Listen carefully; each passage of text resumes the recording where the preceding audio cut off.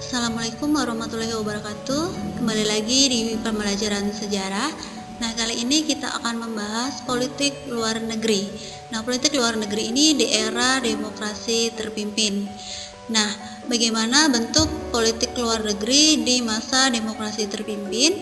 Nah, pada masa demokrasi terpimpin ini, arah politik luar negeri di Indonesia itu terpusat kepada Presiden Soekarno.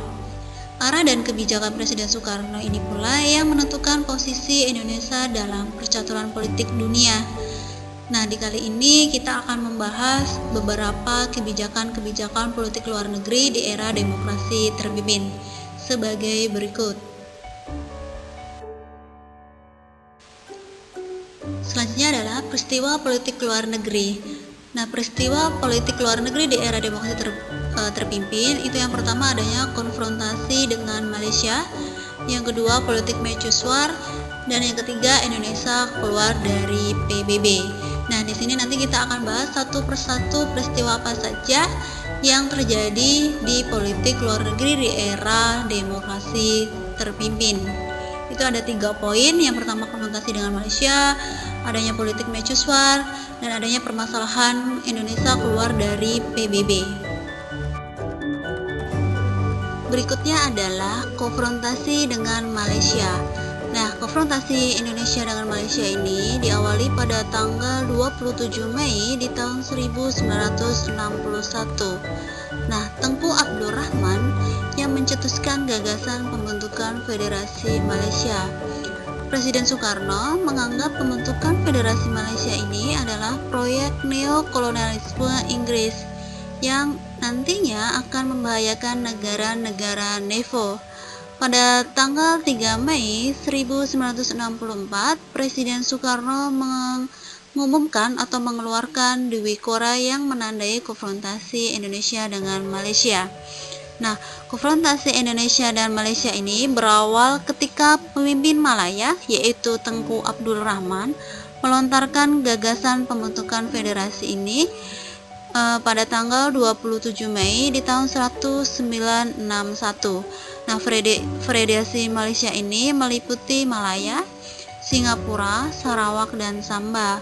Nah, gagasan tersebut kemudian diusulkan kepada Perdana Menteri Inggris di bulan Oktober di tahun 1961. Munculnya gagasan tersebut menjadi pemicu konfrontasi Indonesia dengan Malaysia. Nah, pemerintah Indonesia menganggap pembentukan Federasi Malaysia ini sebagai proyek neokolonialisme Inggris. Nah, proyek ini dianggap dapat membahayakan Indonesia dan negara-negara NEVO. Dalam rangka konfrontasi tersebut, Presiden Soekarno mengumumkan Dwi Komando Rakyat atau disingkat dengan Dwi Kora pada tanggal 3 Mei di tahun 1964 yang isinya ada 2 hal. Yang pertama, perhambat ketahanan revolusi Indonesia, dan yang kedua, bantu perjuangan rakyat Malaysia untuk membebaskan diri dari nuklir Inggris. Nah, itu adalah isi dari Dwi Kora yang dibentuk pada tanggal 3 Mei di tahun 1964.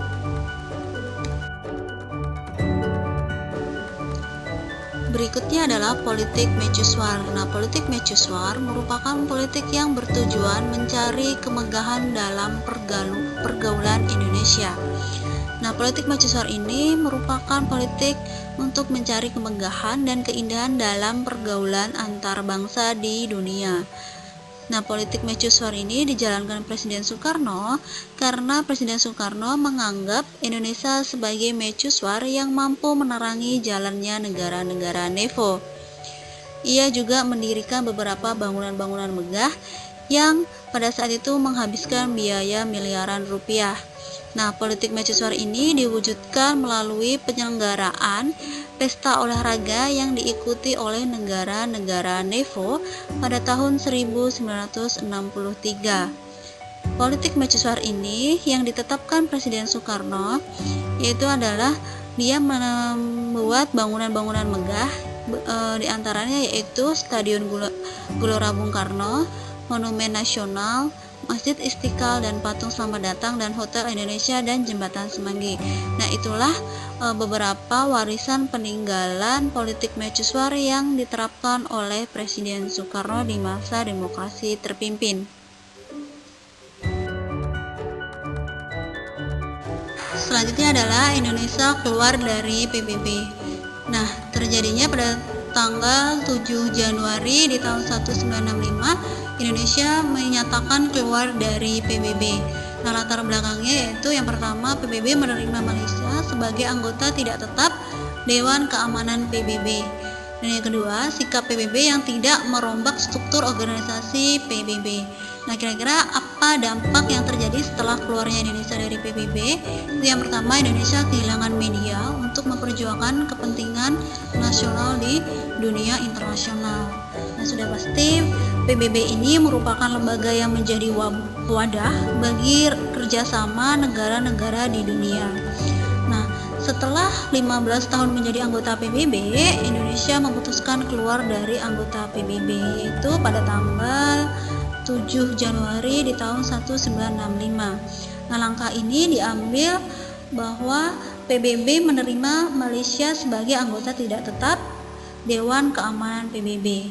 Itu menjadi salah satu alasan Indonesia keluar dari PBB. Nah, selain itu, Presiden Soekarno sangat menyayangkan sikap PBB yang tidak merombak struktur organisasi PBB pada saat itu.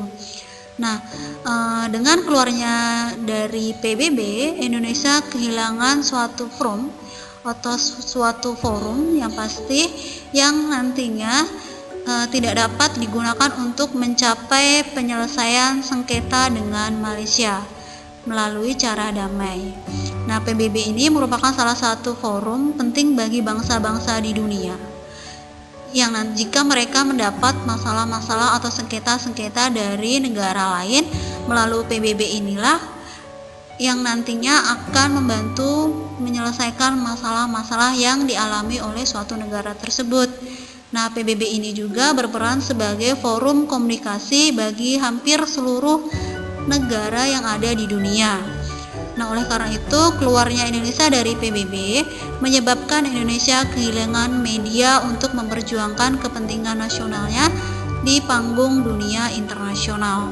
Nah, itu salah satu dampak dari Indonesia atas keluarnya ia dari anggota PBB. Itulah dampaknya, dia tidak lagi mempunyai wadah untuk menyelesaikan konflik-konflik yang mereka alami di masa demokrasi terpimpin ini, karena dia tidak lagi menjadi anggota tetap dari PBB itu tadi.